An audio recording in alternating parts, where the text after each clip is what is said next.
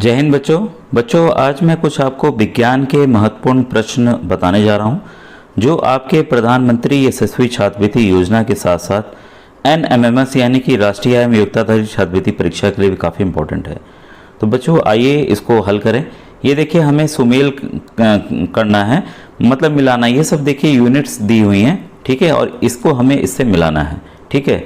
Joule बच्चों किसके लिए यूज़ होता है? कार्य के लिए यूज़ होता है, ठीक है। एम्पियर आपकी धारा के लिए होता है। वाट आपका सामर्थ्य के लिए होता है। वोल्ट आपका विभव अंतर के लिए होता है, पोटेंशियल डिफरेंस के लिए होता है। और कैलोरी आपकी ऊष्मा के लिए होता है। तो ये जो पहला प्रश्न है बच्चों, इसका इसलिए देखिए ऑप्शन नंबर ए जो है वो सही है।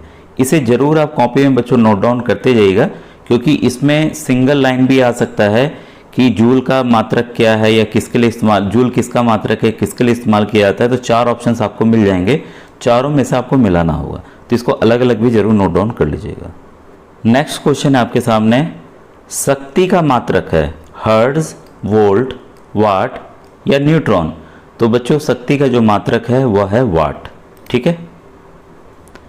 नेक्स्ट क्वेश्चन है, बल का मात्रक है फैराडे, फर्मी, न्यूटन या रदरफोर्ड।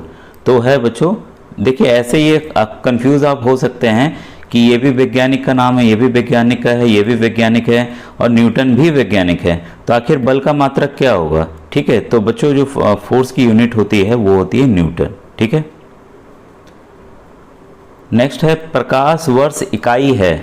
तो प्रकाश वर्ष किसका इकाई है? दूरी का, आयु का, समय का या प्रकाश की तीव्रता का। तो बच्चों ये है आपका दूरी का, ठीक है। बच्चों नेक्स्ट क्वेश्चन है, महासागर में डूबी हुई वस्तुओं की स्थिति जानने के लिए निम्न में से किस यंत्र का प्रयोग किया जाता है? ऑडियोमीटर, फिर है गैल्वेनोमीटर, सोनार, ठीक है। तो बच्चों इसमें सोनार का यूज किया जाता है, SONAR, सोनार।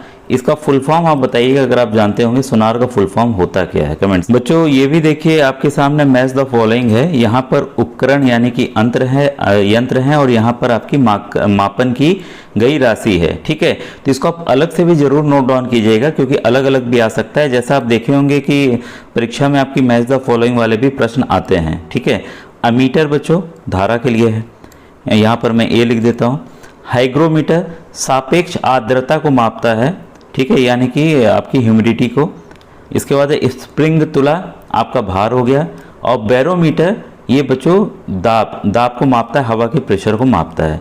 तो यहाँ पर आपका ये मैं देख रहा हूँ ऑप्शन नंबर बी जो है बच्चों, एमीटर 3 फिर 4, हाँ ऑप्शन नंबर बी जो है वो सही है, ठीक है।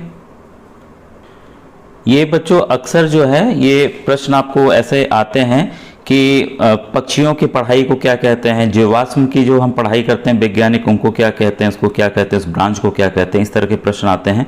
इसको आप जरूर नोट डाउन कर लीजिएगा। पक्षियों के स्टडी को बच्चों ऑर्निथोलॉजी कहते हैं, ठीक है, इंग्लिश हिंदी दोनों दिया हुआ है। वंशागति को बच्चों जेनेटिक्स कहते हैं। पर्यावरण के अध्ययन को इकोलॉजी कहते हैं और जीवाश्म के अध्ययन को पैलियोबायोलॉजी कहते हैं, ठीक है। तो इसको आप जरूर नोट डाउन अलग से कर लीजिएगा। वैसे ही बच्चों इसके ऊपर भी आता है कि एपीकल्चर, हॉर्टिकल्चर, सेरीकल्चर या फ्लोरीकल्चर क्या है, तो आप इसको भी जरूर नोट डाउन कर लीजिएगा। एपीकल्चर बच्चों मधुमक्खी पालन को कहते हैं, काफ़ी बार ये प्रश्न आया हुआ है। हॉर्टिकल्चर भी आया हुआ है बच्चों, पुष्प एवं फल देने वाले पौधों का अध्ययन जो है हॉर्टिकल्चर कहलाता है। सेरीकल्चर का भी प्रश्न आया हुआ है, रेशम कीट पालन के लिए होता है। और फ्लोरीकल्चर इसमें सजावट के लिए काम आने वाले पुष्पों के अध्ययन को हम फ्लोरीकल्चर कहते हैं। तो आपने इसको भी नोट डाउन कर लिया होगा। अब बच्चों आपके सामने प्रश्न है, भोजन के वर्ग में प्रति यूनिट कैलोरी की मात्रा सर्वाधिक होती है। अगर आपने मान लीजिए 100 ग्राम खाया या कुछ भी चीज़ें खाई, ठीक है, इसमें से कार्बोहाइड्रेट, वसा, प्रोटीन या विटामिन, तो सबसे ज़्यादा आपको कैलोरी यानी कि ऊर्जा जो है किससे मिलेगी? तो बच्चों इसमें कार्बोहाइड्रेट कई बच्चे सोचेंगे जिसमें ग्लूकोज, चावल, आलू ये सब आते हैं। प्रोटीन में दालें आती हैं, वसा में आपका घी, तेल, ये सब चर्बी वगैरह आते हैं। तो बच्चों सबसे सर्वाधिक मात्रा में जो कैलोरी है वो वसा से मिलेगी। तो इसका बच्चों ऑप्शन नंबर बी जो है वो सही है।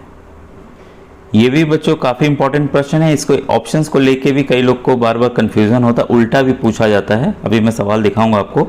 विटामिन जो खट्टे फलों साइट्रस में पाया जाता है तथा चर्म को स्वस्थ रखने के लिए जरूरी होता है, तो vitamin A, vitamin B, vitamin C या विटामिन डी। तो बच्चों इसका सही आंसर है विटामिन सी, क्योंकि देखिए खट्टे फल यहाँ दे दिया है।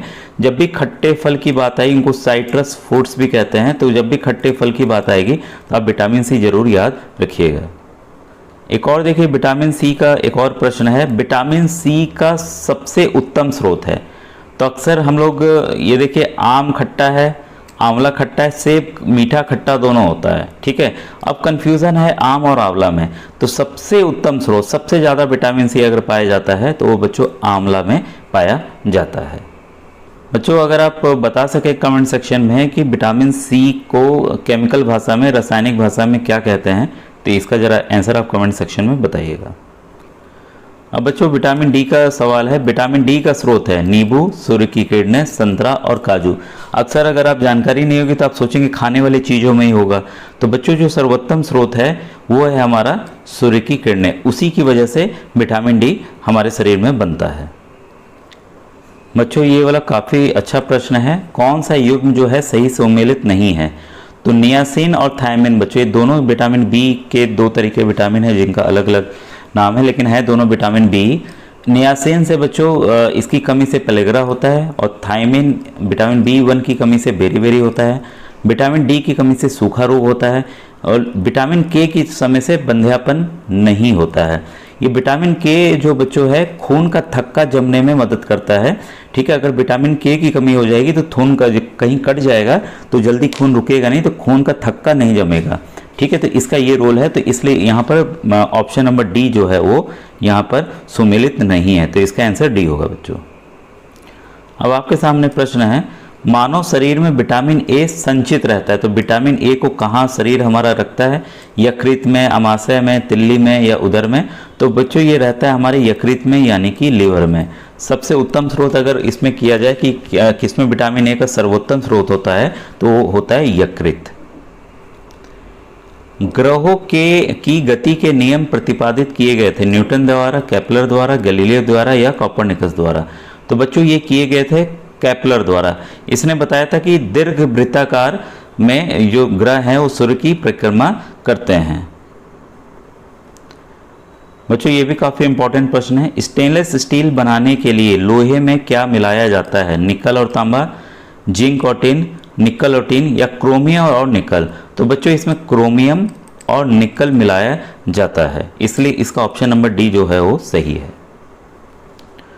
बच्चों ये प्रश्न काफ़ी बार आया हुआ है। पेंसिल का लेड है ग्रेफाइट, चारकोल यानी कि लकड़ी का कोयला, लैंप ब्लैक या कोयला। तो बच्चों ये जो है ये ग्रेफाइट है। तो ग्रेफाइट आप बताइएगा बच्चों की धातु है कि अधातु है, ठीक है, कमेंट सेक्शन में आप बताइएगा। बच्चों आज के वीडियो यहीं समाप्त होते हैं। अगर इस तरह के प्रश्न चाहिए